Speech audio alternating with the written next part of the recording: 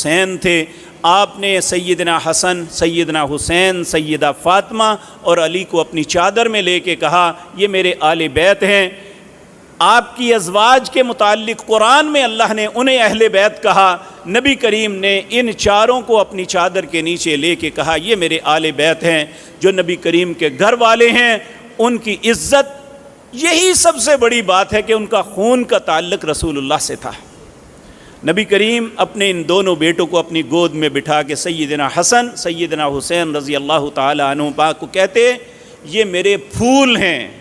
یہ دونوں جنت کے جوانوں کے سردار ہیں۔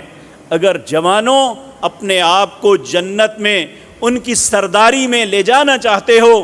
تو ان کی اطاعت کرو، ان کی عزت کرو، ان کے لیے دعائیں مانگو، ان کی درجات کی بلندی کے لیے ان کے متعلق زبان سے کوئی بات نہ نکالو، لیکن ان کی ذات